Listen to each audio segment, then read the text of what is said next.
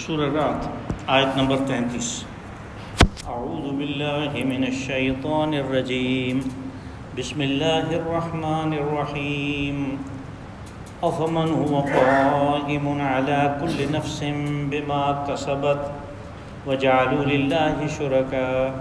قل سموهم ام تنبئونه بما لا يعلم في الارض ام بظاهر من القول بل زين للذين كفروا مكرهم وصدوا عن السبيل ومن يضلل الله فما له من هاد لهم عذاب في الحياة الدنيا والعذاب الآخرة أشق وما لهم من الله من واق مثل الجنة التي وعد المتقون تجري من تحتها الأنهار أكلها دائم وظلها تلك عقبى الذين اتقوا وعقبى الكافرين النار والذين آتيناهم الكتاب يفرحون بما أنزل إليك ومن الأحزاب من ينكر بعضه قل إنما أمرت أن أعبد الله ولا أشرك به إليه أدعو وإليه مآب وكذلك أنزلناه حكما عربيا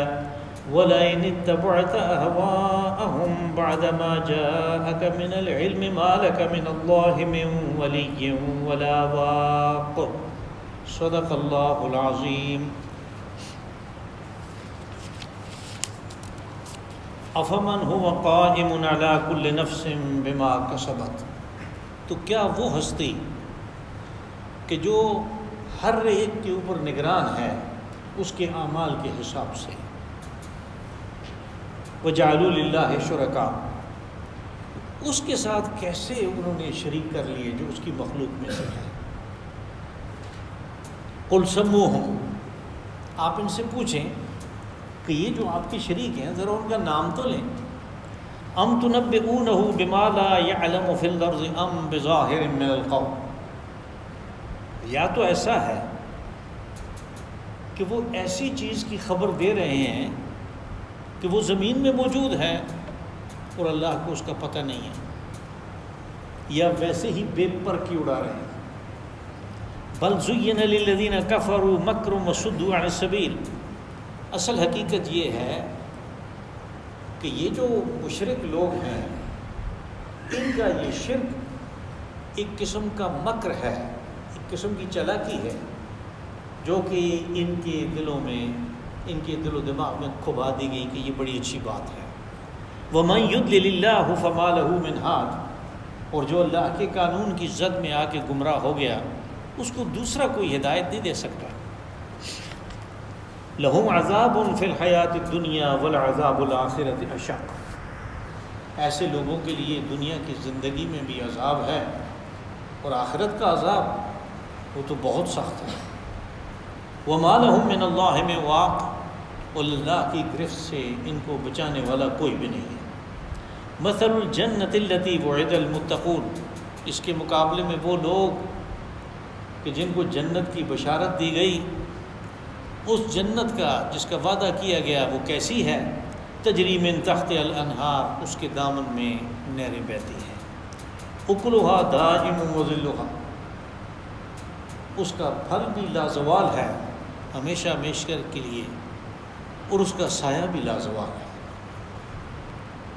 تجری من تحت تلک عقبی الذین اتقوا وعقبی الکافرین النار، جو خدا ترس ہیں ان کا انجام تو یہ ہوگا، اور جو مشرک ہیں ان کا انجام دوزخ ہے۔ والذین آتیناہم الکتاب یفرحون بما انزل الیک ومن الاحزاب من ینکر بعضہ، وہ لوگ جنہیں ان سے پہلے کتاب دی گئی وہ تو جب قرآن پاک آپ کی طرف اترا اس کو سن کے خوش ہوتے ہیں، البتہ گروہوں میں سے کچھ ایسے ہیں کہ جو اس کے بعض حصوں کا انکار کرتے ہیں۔ قل انما امرت ان اعبد اللہ ولا اشرک بہ، آپ انہیں کہیں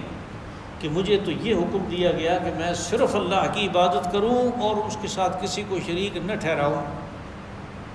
الیہ ادعو و الیہ مآب، میں اسی کی طرف دعوت دیتا ہوں تم لوگوں کو، اور میرا اپنا بھی لوٹ کے اسی کی طرف جانا ہے۔ وَكَذَلِكَ أَنزَلْنَاهُ حُكْمًا عَرَبِيًّا، اور یوں ہم نے یہ حکم نازل کیا آپ کو طرف عربی زبان میں، وَلَئِنِ اتَّبَعْتَ أَهْوَاءَهُمْ بَعْدَمَا جَاءَكَ مِنَ الْعِلْمِ مَا لَكَ مِنَ اللَّهِ مِنْ وَلِيٍّ وَلَا وَاقٍ، اور پھر اس علم وحی کے، اصل علم کے آ جانے کے بعد اگر آپ ان لوگوں کی خواہشات کی پیروی کریں تو پھر تمہارا اللہ کے علاوہ نہ کوئی کارساز ہے اور نہ اس سے کوئی بچانے والا ہے۔ ان آیات مبارکہ میں اس شرک کے بارے میں جو قطعی فیصلہ ہے اللہ کا، اس کا اعلان ہے، اور وہ یعنی دنیا میں کتنی نقصان دہ چیز ہے اور آخرت میں کتنی نقصان دہ چیز ہے، اور یہ کہ جن لوگوں نے یہ کام کیا یا جن لوگوں نے اس کام کے اوپر عوام الناس کو لگایا، اس کے بارے میں خاص بات آ رہی ہے۔ اور چونکہ اللہ رب العزت سینوں کے علم کو، سینوں کے بھید کو جانتے ہیں، اس لیے اگر اللہ نے خبر دی ایسے لوگوں کے بارے میں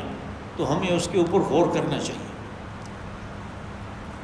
فرمایا کہ فَمَنْ هُوَ قَائِمٌ عَلَىٰ كُلِّ نَفْسٍ بِمَا كَسَبَتْ، اب اس میں فکرے کا ایک حصہ آگے جو ہونا چاہیے وہ نہیں،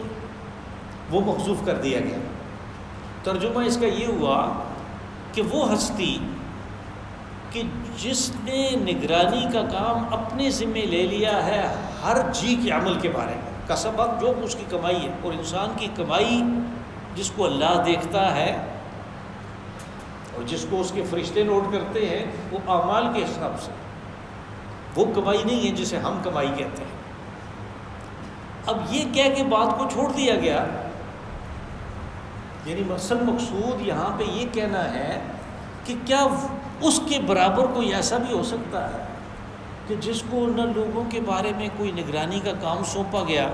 نہ اس کے پاس کوئی علم ہے کہ وہ ان کا حساب کر سکے، محاسبہ کر سکے کہ یہ کام تم نے کیوں کیا اور یہ کیوں کیا، نہ اس کے پاس طاقت و قوت ہے کہ وہ ان کا محاسبہ کر سکے، تو یہ دونوں کیسے آپس میں برابر ہو گئے؟ لوگوں نے شرک شروع کر دیا، اللہ کی صفات خاصہ میں دوسروں کو شریک کرنا شروع کر دیا۔ پہلی چیز تو یہ بتائی کہ یہ جن کو تم شریک ٹھہرا رہے ہو یہ تمہارے اعمال کا حساب نہیں کر سکتے، اور اس حساب کرنے کے بعد جو سزا اور جزا ہونی ہے اس کا بھی کوئی اختیار ان کے پاس نہیں، ان کے پاس تو کچھ ہے نہیں، یہ تو خود مخلوق ہے۔ کہ اگر ایسی بات ہے جو تم نے سمجھ رکھی ہے، وَجَعَلُوا لِلَّهِ شُرَكَاءَ، کہا کہ یہ لوگ یعنی ان کو حذف اس لیے کیا کہ وہ بات یعنی اللہ کی صفات خاصہ میں کسی شریک کو شریک کرنا اتنا گھناؤنا اقدام ہے کہ وہ اللہ کو ناگوار ہے کہ جب وہ خود بات کر رہا ہو تو اس چیز کو بھی ساتھ میں لائے۔ یہاں اللہ رب العزت خود بتا رہے ہیں کہ میں کیا کر سکتا ہوں، تو چونکہ دوسروں کی کوئی قوت نہیں ہے، کوئی طاقت نہیں ہے، کوئی ان کے پاس اختیار نہیں ہے، اس لیے ان کی بات کرنا بیچ میں وہ متکلم کو ناگوار ہے، اس نے اس کو چھوڑ دیا۔ اور میں نے ترجمے میں بھی کوشش کی کہ مکمل ہو، اور یہاں پہ بھی بات کو مکمل کر دیا۔ کہا وَجَعَلُوا لِلَّهِ شُرَكَاءَ، اور ایسے ہستیوں کو جن کے پاس کوئی اختیار نہیں، کوئی اقتدار نہیں، ان کے پاس کوئی علم نہیں کہ وہ کسی کا حساب رکھ سکیں، کسی کا محاسبہ کر سکیں، اور ان کے پاس کوئی ایسے خزانے نہیں ہیں کہ وہ محاسبہ کرنے کے بعد جنت اور دوزخ جیسی چیزیں جو ہیں ان میں داخل کر سکیں لوگوں، کچھ بھی نہیں، اختیار نہیں ہے، تو یہ کیسے ہم جعلوا للہ شرکاء، ان کو تم نے شریک کیسے ٹھہرا لیا؟ قل سموہم، کہا رسول صلی اللہ علیہ وسلم انہیں کہیں کہ ٹھیک ہے نام لو، تم کس کو کہتے ہو کہ یہ اللہ میں شریک ہے، اللہ کی خدائی میں اس کی خاص صفات میں شریک ہے۔ اب یہاں پہ اس کو کہہ کے چھوڑ دیا گیا کیونکہ وہ جن کی ڈنڈوت کرتے تھے، جن کے نام کی دیگیں پکاتے تھے، انہیں پتہ ہے کہ ان کے پاس کوئی اختیار نہیں ہے، وہ جانتے ہیں کہ یہ کیسے خدا ہو گئے کہ ہم نے اپنے ہاتھوں سے ان کو بنایا، ہمارے مستریوں نے ان کو بنایا، ہمارے مصوروں نے ان کو گھڑا، تو یہ کیسے خدا ہو گئے کہا تم جن کو کہتے ہو کہ اس میں شریک ہیں ذرا ان کے نام تو لو. یہ بالکل وہی انداز ہے جیسے ہم اپنی زبان میں بھی استعمال کرتے ہیں کہ ایسی کوئی بات ہو کسی کو چیلنج کرتے ہیں کہ اچھا پھر بتاؤ کون ہے وہ، قل سمو، وہ کون ہے. ام تنبئونہ بما لا یعلم فی الارض ام بظاہر من القول. اس فقرے میں عربی زبان کا ایک خاص اسلوب استعمال ہوا جس کو سمجھنے میں تھوڑی سی دقت اس لیے ہوتی ہے کہ یہ اسلوب ہمارے ہاں اردو میں یا پنجابی وغیرہ میں ہندکوں میں یہ استعمال بالکل نہیں ہوتا. عربی زبان میں یہ خاص ترکیب ہے، اس کو کہتے ہیں نفی الشیء بنفی اللازمہ. آپ چیز کی نفی کرتے ہیں اس کے لازم کی نفی کے ساتھ. اس کی میں اگر مثال دوں سمجھنے کے لیے تو وہ ایسے ہوگا ایک آدمی کہے کہ میں نتھیا گلی میں جو کھجوروں کا باغ ہے وہاں سے کھجوریں کھا کے آیا ہوں. اس کا مطلب یہ ہے کہ اس نے نہ کوئی وہاں پہ باغ ہے نہ اس نے کوئی کھجور کھائی ہے، یہ ویسے ہی کہہ رہا ہے. اس لیے کہ وہ تو ہوگی وہاں پہ، کھجور تو وہاں پہ ہوگی جہاں 50 ڈگری سینٹی گریڈ ہوتا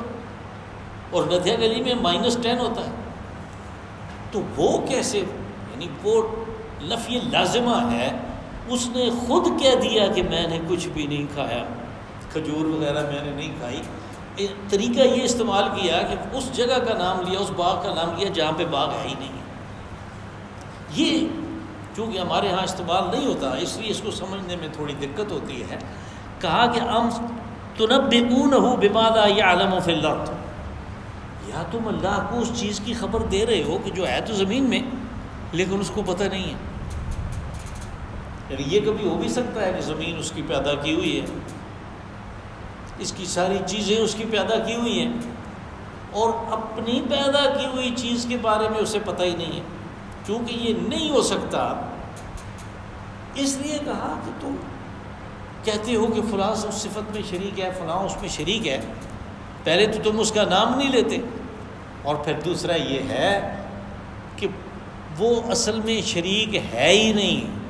ایسا کوئی نہیں ہے کہ جس کا علم جس چیز کی جو اللہ نے پیدا کیا اور اس کو پتہ ہی نہیں ہے کہ میں نے کہاں پہ اس کو رکھا ہے، جبکہ یہ چیز ایسی ہے کہ جس کے پاس بڑی بڑی صفات ہیں، خاص صفات اس خدائی میں وہ شریک ہے. ام بظاہر من القول، کہا کہ یا تو تم بے پر کی اڑا رہے ہو، ویسے ہی لا یعنی بات کر رہے ہو کہ جس کی کوئی تک ہی نہیں. بظاہر من القول بل زین للذین کفروا المکر وصدوا عن السبیل، یہاں کفروا سے مراد وہی مشرک ہیں، اس لیے کہ شرک اور کفر ایک ہی چیز ہے. کہا کہ اصل بات یہ ہے کہ یہ جو ان کی چلاکی ہے، مکرہم، یہ جو ان کی چلاکی ہے، یہ جب اپنی جگہ پہ غور کرتے ہیں تو کہتے ہیں کہ اس کے ذریعے سے تو میں بڑا کچھ کما رہا ہوں، اور یوں پھر ان کو اپنا یہ کام اچھا لگنے لگتا ہے. اب یہ ان لوگوں کے بارے میں کہا کہ جو لوگوں کو شرک پہ اکساتے ہیں، جو لوگوں کو یہ بات بتاتے ہیں کہ یہ کام اللہ کا ہے وہ کرتا ہے، لیکن اس نے اس کو بھی تھوڑا اختیار دیا، یہ بھی کرتا ہے. چونکہ اللہ تک تمہاری رسائی نہیں ہے اس لیے اس تک تو جا سکتے ہو. بے شک وہ کوئی چیز ہو، کوئی قبر ہو، کوئی زندہ ہو، کوئی مردہ ہو، جو کچھ بھی ہو، یعنی وہ صفات خاصہ جو اللہ کی ہیں ان میں کسی کو شریک ٹھہرایا ہے. تو کہا کہ یہ اصل میں کچھ لوگوں کی جن کی اس بات سے چاندی بنی ہوئی ہے، جو مجاور بن کے بیٹھے ہوئے ہیں، جو وہاں پہ یعنی جن کی یہ آمدن کا ذریعہ ہے، اور پھر وہ آج کے دور میں تو وہ آمدن چھپ بھی نہیں سکتی. آپ دیکھ سکتے ہیں کہ کس کے پاس ہے زیادہ دولت، اور وہ بھی ایسی کہ جس کے اوپر کوئی ٹیکس نہیں ہے. اور دنیا میں UK میں، فرانس میں، ان چیزوں میں ہوٹلوں کے وہ مالک ہیں، اور ہوٹل تو چلے کوئی پھر بھی ایسی چیز ہوگی کہ جس میں کوئی نہ چاہے تو کوئی برا کام نہیں ہوتا ہوگا، لیکن جب کسینوں کے مالک ہیں جس میں صرف جوا ہوتا ہے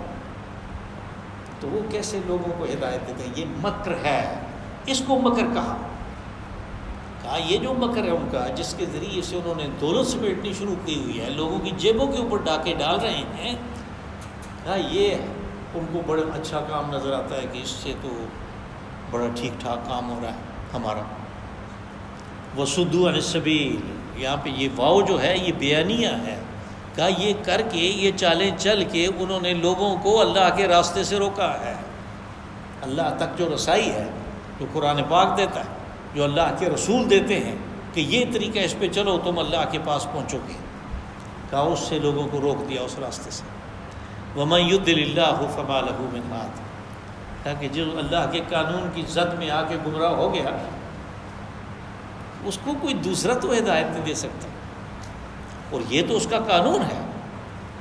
کہ جو جانتے بوجھتے ہوئے لوگوں کو اللہ کے راستے سے روکے گا وہ کبھی خود ہدایت نہیں پا سکتا۔ لہم عذاب فی الحیات الدنیا والعذاب الآخرۃ اشق، کہ ایسے یہ وہ لوگ ہیں کہ جن کے لیے دنیا کی زندگی میں بھی عذاب ہے۔ اب میں نے گزارش کی کہ ان کے پاس تو بڑی دولت ہے، اور دولت سے دنیا کی آسائشیں پیدا ہوتی ہیں، تو پھر عذاب کیسے ہو گیا؟ لیکن یہ تو ان کے اندرونی حالات دیکھیں تو اس سے پتہ چلتا ہے کہ وہ عذاب کیسے ہو گیا، ان کے ہاں ہوتا کیا ہے، یعنی ان کی صحت کے معاملے میں، ان کے آپس کے تعلقات کے بارے میں،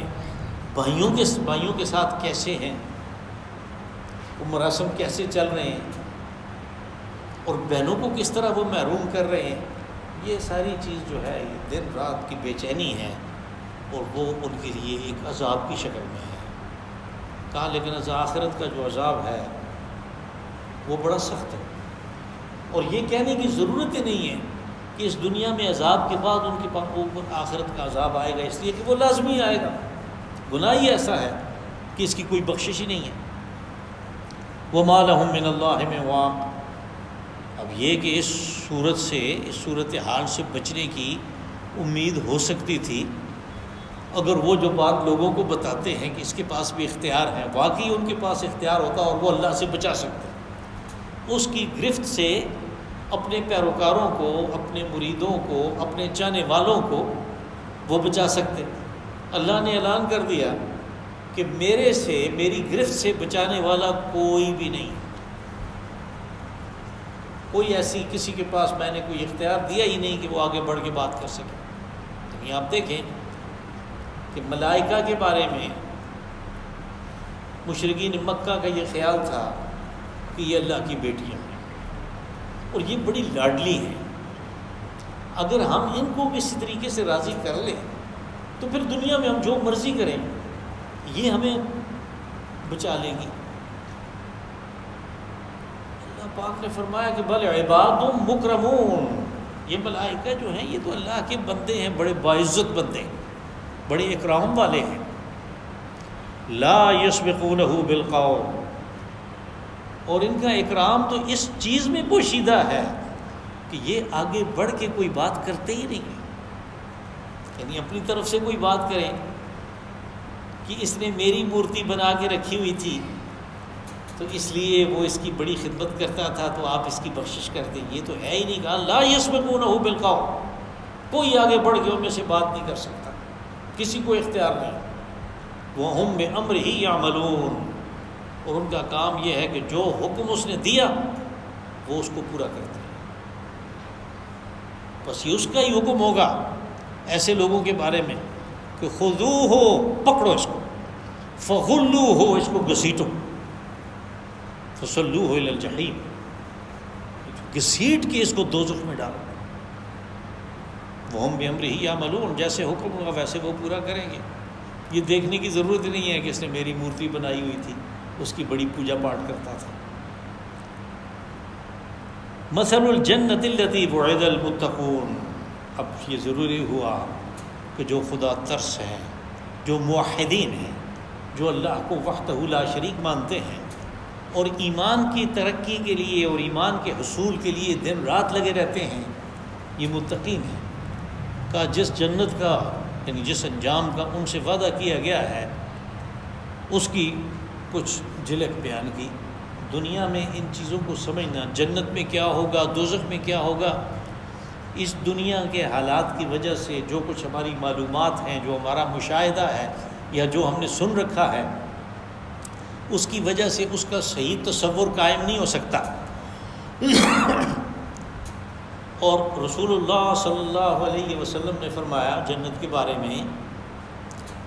کہ ما لا عین رأت، کسی آنکھ نے اس کو دیکھا ہی نہیں ہے، ولا اذن سمعت، اور کسی کان نے اس کے بارے میں پورا سنا ہی نہیں ہے کہ وہ کیسی چیز ہے، ولا خطر علی قلب البشر، اور نہ اس کا ڈیزائن، اس کا جو آرکیٹیکٹ ہے، اس کی جو ساخت ہے، اس کی جو وسعت ہے، اس کی جو پہنائیاں ہیں، اس کے اندر جو نعمتیں ہیں، وہ کسی کے دل و دماغ میں بھی نہیں آ سکتی۔ یہ جنت ہے۔ لیکن پھر بھی یعنی اس دنیا میں لوگوں کو یہ بتانے کے لیے کہ یہ کیا ہے، تمہیں جہاں لے جایا جائے گا وہاں کیا ہے، اس دنیا کی چند چیزوں سے جنہیں وہ بہت پسند کرتے ہیں ان سے مثال دے گئی۔ اب پہلی چیز پانی کی ہے کہ جنت وہ ہے جس کا وعدہ کیا گیا کہ تجری من تحتہا الانہار۔ اب مکہ والوں کو کہیں کہ تجری من تحتہا الانہار تو انہوں نے تو خود بھی حیران ہونا ہے، یعنی جن کے پاس ایک پانی ہے کنویں میں زمزم اور دوسرا کنواں عرفات میں ہے، ان کے لیے نہر کا جاری ہونا یہ کتنی زبردست قسم کی نعمت ہے۔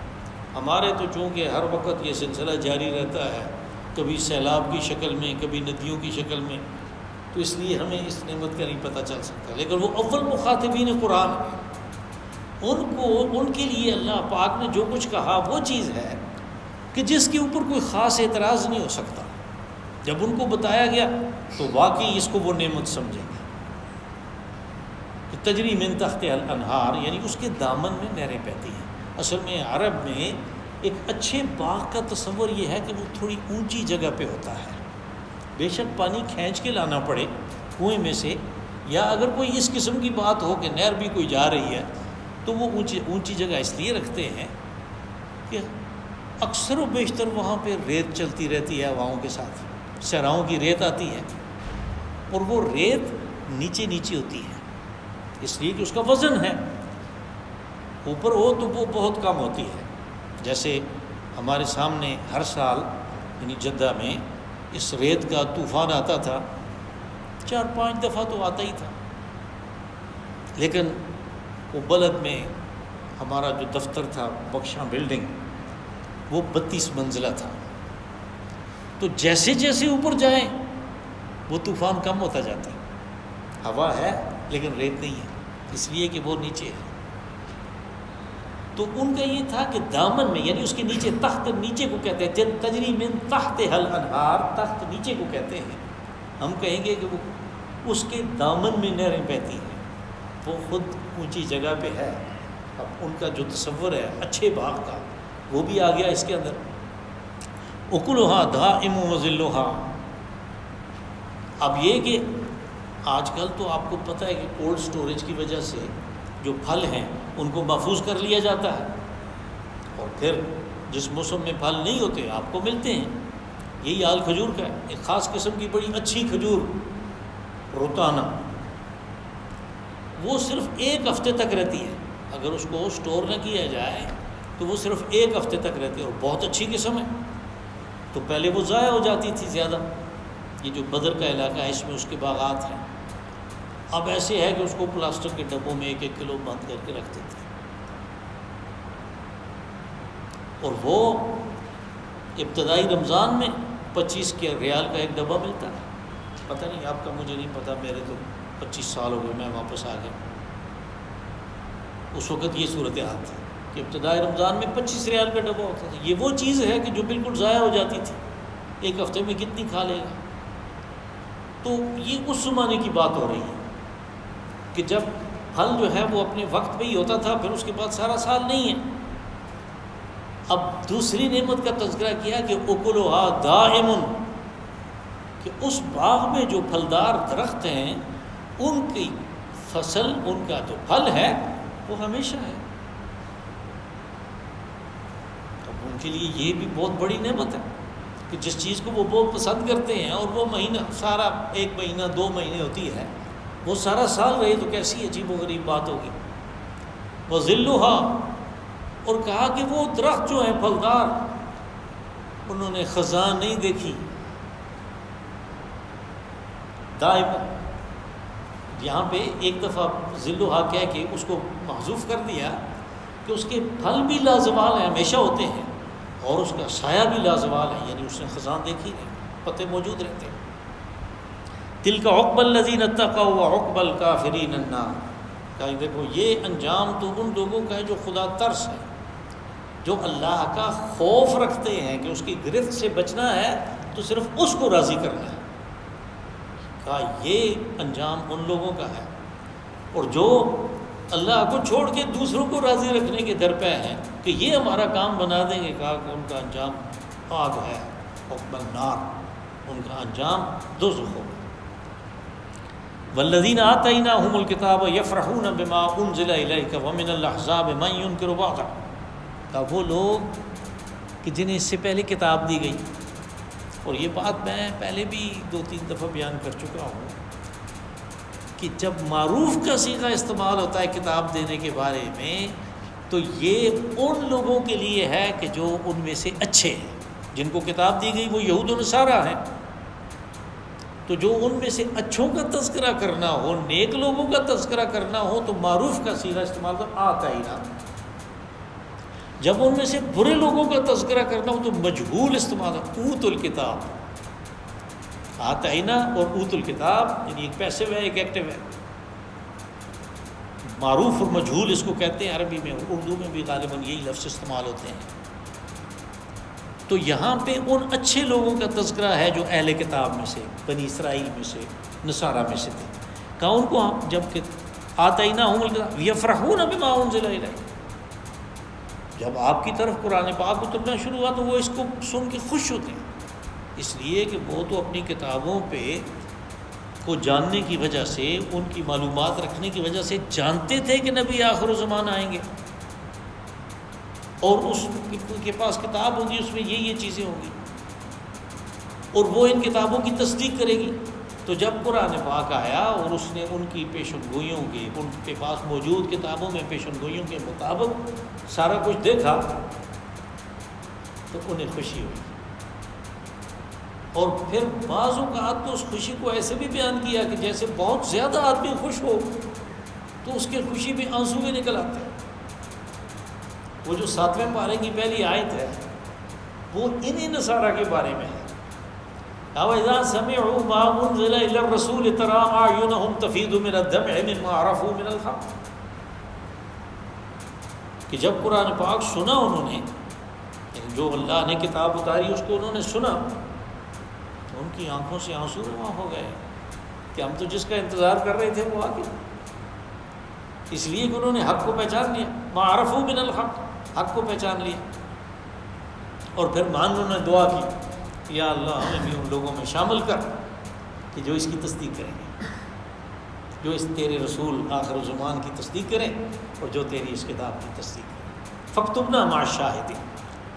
یہ 7ویں پارے کی پہلی اور دوسری آیت جو ہے اس میں ان کا بیان ہے. یہاں پہ یہ کہا کہ وہ تو خوش ہوتے ہیں اس کو سن کے. وَمِنَ الْأَحْزَابِ مَن يُنكِرُ بَعْضَهُ. کچھ دوسرے گروہ ایسے بھی ہیں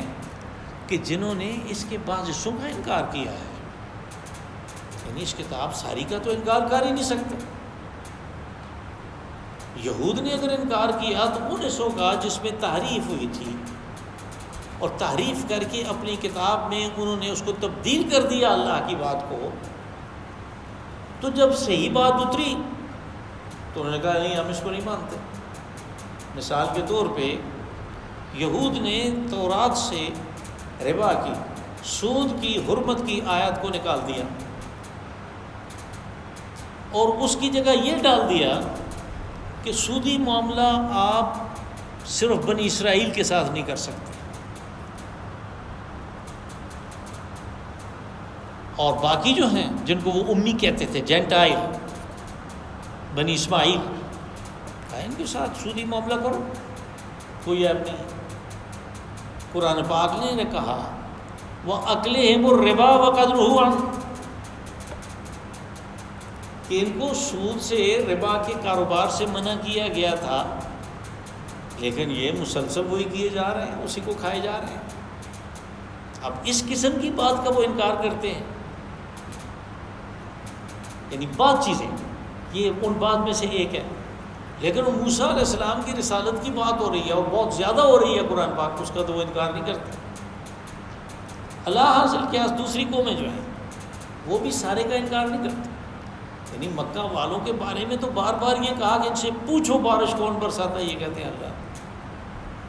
ان سے پوچھو زمین و آسمان کو کس نے پیدا کیا، یہ کہتے ہیں اللہ نے۔ ان باتوں کو وہ مانتے ہیں، لیکن جب شرک کی بات آتی ہے تو اس کو تسلیم نہیں کرتے۔ تو کہا کہ یہ کس قسم کے من الاحزاب من ينکر بعضا، کہ بعض حصے کا وہ انکار کرتے ہیں، وہ بھی سارے کا انکار نہیں کرتے۔ قل انما امرت ان اعبد اللہ، چونکہ وہ شرک والی بات کو ماننے کے لیے تیار نہیں ہے، اس لیے رسول اللہ صلی اللہ علیہ وسلم سے اس موقع پہ اعلان کروایا گیا، قل، آپ کہیں انما امرت ان اعبد اللہ، کہ مجھے صرف یہ حکم ہوا ہے کہ اللہ کی پرستش، اللہ کی عبادت، اللہ کی اطاعت کرنی، ولا اشرک بہ، اور یہ کہ اس کے ساتھ میں کسی کو شریک ٹھہرانے میں تیار نہیں، کسی کو اس کے ساتھ میں شریک نہیں ٹھہراؤں گا۔ کہا یہ مجھے حکم ہوا اللہ کی طرف سے، تم لگے رہو اپنے کاموں میں۔ الیہ ادعو و الیہ مآب، کہا میں اسی اللہ کی طرف بلاتا ہوں، یعنی جس کی میں پرستش کرتا ہوں، اس کے علاوہ کسی کی عبادت نہیں کرتا، اور یہ کہ میں نے لوٹ کے بھی اس کی طرف جانا ہے۔ الیہ مآب جو ہے، اس میں ترکیب وہی ہے جو کل میں نے بیان کی تھی، کہ اس کے نیچے زیر ہے، اصل میں مآبی ہے، یعنی میرا لوٹ کے جانا بھی اس کی طرف ہے۔ وَكَذَلِكَ أَنزَلْنَاهُ حُكْمًا عَرَبِيًّا، کذالک جب استعمال ہوتا ہے تو اس کا اردو میں ترجمہ اور مفہوم یہ ہوتا ہے کہ یوں، چنانچہ، اسی لیے، یہاں پہ یہ ہے کہ اسی لیے، وَكَذَلِكَ أَنزَلْنَاهُ حُكْمًا عَرَبِيًّا، کہ اسی لیے ہم نے یہ حکم اتارا۔ پہلی چیز کی دو صفات بیان ہوئی قرآن پاک میں، حکمن یعنی حکم ہے، یہ کوئی درخواست نہیں ہے کہ کوئی مانے تو ٹھیک ہے، نہیں مانے تو اس کا بھی بھلا، نہیں، یہ کوئی التجا نہیں ہے، بلکہ یہ حکم ہے اس اللہ کی طرف سے جس کے پاس اختیار ہے حکم کو نہ ماننے والوں کو سزا دینے کا اور ماننے والوں کو جزا دینے کا۔ اور یہ حکم واجب الاطاعت ہے، واجب الاذعان ہے، اس سے سرتابی نہیں کی جا سکتی، یہ فرما روا کا حکم ہے۔ اور دوسرا یہ ہے کہ عربی میں ہے، یہ جو اول مخاطبین جن کو میں کہتا ہوں، یہ ان کے لیے خاص امتنان اور احسان کی بات ہوئی، اور پھر یہ کہ اتمام حجت کی بات بھی اسی کے اندر ہے، کہ تمہیں اس کو سمجھنے کے لیے، اس کو پوچھنے کے لیے کسی کے پاس جانا نہیں پڑتا، ساری بات تمہارے اوپر واضح ہے، اور تمہیں پتہ ہونا چاہیے کہ یہ حکم ہے، یہ التجا نہیں ہے۔ یعنی حکم اتارا اطاعت کے لیے، اور یہ کہ عربی زبان میں اتارا تو اب تمہارے اوپر اتمام حجت ہو گیا۔ یعنی ایک تو اللہ کا احسان کہ دنیا کی اس وقت موجود 2000 سے زیادہ زبانیں دنیا میں بولی جاتی ہیں، اس نے اپنی کلام اپنا عربی میں اتارا، تو یہ خاص اس خطے والوں کے اوپر احسان خاص ہے اللہ کا، تاکہ انہیں اس کو سمجھنے کے لیے کسی کے پاس جانے کی ضرورت نہ پڑے۔ یہ اصل میں ٹیکسٹائلی زبان ہے جو اس زمانے کے بڑے ادیب، بڑے شعراء، ان کی زبان تھی۔ آج کل یہ زبان استعمال نہیں ہوتی، آپ کو پتہ ہے زبانیں تبدیل ہوتی رہتی ہیں وقت کے ساتھ ساتھ۔ آج کل رسالے وغیرہ آپ دیکھیں، اخبارات دیکھیں، تو ان میں یہ زبان استعمال نہیں ہوتی۔ یہ اس زمانے کی ٹیکسٹائلی زبان ہے کہ جس کو ان کے بڑے ادیب اور شعراء استعمال کرتے تھے۔ اسی لیے تو حضرت عمر رضی اللہ عنہ نے فرمایا کہ جو زمانہ جاہلیت کے شعراء ہیں ان کے کلام کو محفوظ کرو۔ اب اس میں بڑی حکمت کی بات ہے، اگر آپ زمانہ جاہلیت کے جو بڑے شعراء ہیں ان کے کلام پڑھیں تو وہ تو بڑے عجیب و غریب ہیں، ان میں تو بڑی فحش باتیں بھی ہیں، اور بڑی لغو قسم کی باتیں بھی ہیں، وہ تو بڑی فخریہ قسم کی شاعری بھی ہے اور فحش باتیں ہیں ان کے اندر، لیکن کچھ الفاظ ایسے ہیں جو انہوں نے استعمال کیے اور قرآن پاک میں ہیں، ان کی شاعری میں ہیں اور قرآن پاک میں ہیں، آج وہ استعمال نہیں ہو رہے۔ اب ان کی سمجھ کیسے آئے؟ ان کی سمجھ آتی ہے، یعنی بعض الفاظ ایسے ہیں کہ ان کو ہم اس شاعری سے لیتے ہیں، اور کبھی کبھی میں مثال بھی دیتا ہوں کہ زہیر نے کیا کہا، لبید نے کیا کہا اس لفظ کے بارے میں، پھر جب آئے گا تو آپ کو یاد کروائیں گے۔ وَلَئِنِ اتَّبَعْتَ أَهْوَاءَهُمْ بَعْدَ مَا جَاءَكَ مِنَ الْعِلْمِ، یہاں پہ جو لفظ استعمال ہوا العلم، یہ قرآن پاک کے لیے، اور یہ میں بارہا بیان کر چکا ہوں کہ العلم، دی نالج، یہ صرف وحی کا علم ہے۔ جو ہم باقی چیزیں پڑھتے ہیں، سمجھتے ہیں، ان کے ذریعے سے ہم کمائی کرتے ہیں، وہ سارے کے سارے کسب ہیں، کوئی علم نہیں ہے۔ اس لیے کہ ان میں سے کوئی بھی ایسا، یعنی ہمارے جو علوم ہیں، سوشیالوجی ہے اور اس سے متعلقہ امور ہیں، اور پھر سائنسز ہیں جو نیچرل سائنسز ہیں، ان میں سے کوئی بھی ایسا نہیں جو ہمیں یہ بتا سکے کہ جب قبر میں سوال ہوگا من ربک کا تو کیا جواب دیں گے۔ وہ سارے اس قبر کے معاملے سے پہلے کام آنے والی ہیں، بعد میں کام آنے والا یہ ہے۔ اس لیے قرآن پاک اس کو علم کہتا ہے۔ کہا آپ کے پاس قرآن پاک آ گیا، وحی کا علم آ گیا، لیکن پھر بھی اگر آپ ان کی خواہشوں کی پیروی کریں، خواہش کس لیے کہا کہ جو بدعات ہیں ان کی بنیاد خواہشات کے اوپر ہے، یعنی وہ کسی ذریعے سے نہیں آئیں ان کے پاس، بلکہ ایک خواہش تھی، اس کو پورا کرنے کے لیے ایک بدعت ایجاد کر لی، شرک کی ایک قسم ایجاد کر لی۔ اس لیے کہا کہ ان کی بدعات اور ان کے شرک کا اگر آپ بھی اتباع کریں، جبکہ آپ محمد رسول اللہ صلی اللہ علیہ وسلم ان کو خطاب کیا جا رہا ہے، تو کہا کہ پھر اللہ کے مقابلے میں نہ آپ کا کوئی کارساز ہے، نہ کوئی بچانے والا۔ اب اس میں خطاب نبی صلی اللہ علیہ وسلم سے، لیکن روئے سخن کی طرف کہ یہ دیکھ لو یہ کتنا گناہنا جرم ہے جو تم کر رہے ہو، کہ اگر ہمارا یہ نبی بھی یہ کام کرے تو پھر اس کو بھی بچانے والا کوئی نہیں۔ تاب دیگراں چرست، دوسروں کا کیا حال ہوگا۔ اللہم صلی وسلم وبارک وانعم علی عبدک ورسولک ونبیک محمد